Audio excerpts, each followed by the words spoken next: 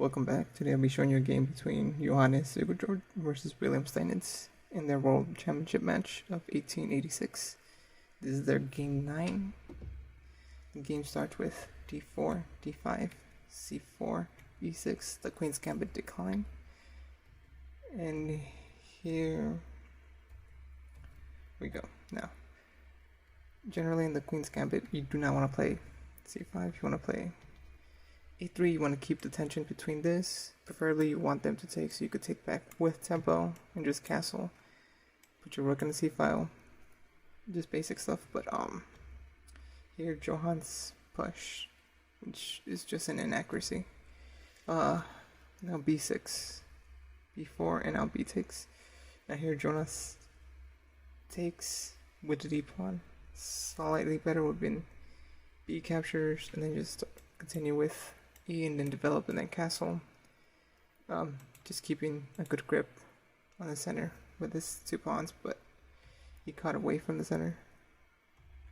a5, just trying to break the pawn chain, and now a3, which there isn't much for him to do here. So d4. Now, let's say Jonas takes, then a takes, rook takes, rook, queen takes, and then you lose your knight in the center. So the d pawn cannot be captured with the knight.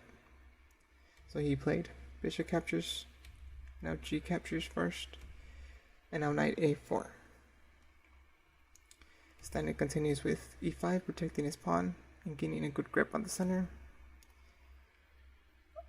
And b5, and now bishop e finishes, trying to finish the development.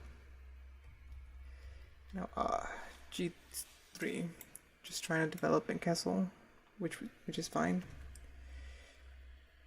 c6 now. Here Jonas takes, which just allows Steinitz to capture back. One thing he could have done is just played b6, just trying to maintain his pawns on the queen side.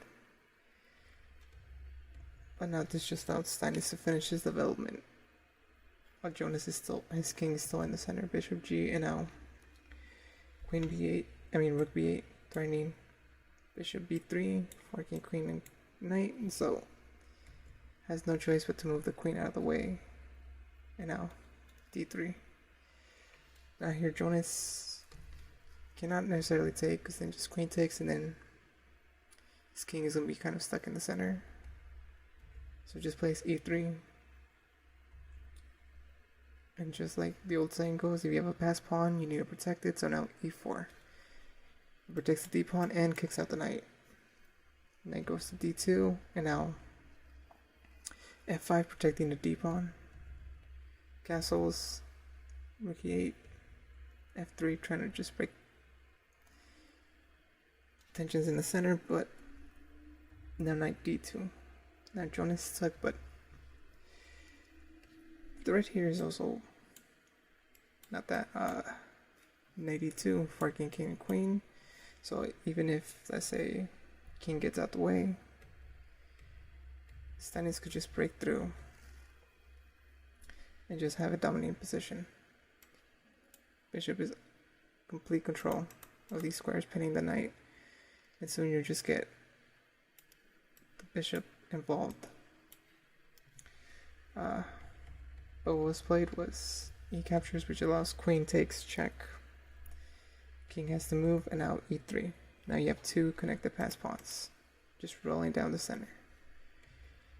Knight c. Now Steinitz could just take and just get his piece back, but always that. But he doesn't need to. Bishop f3, aiming for the knight.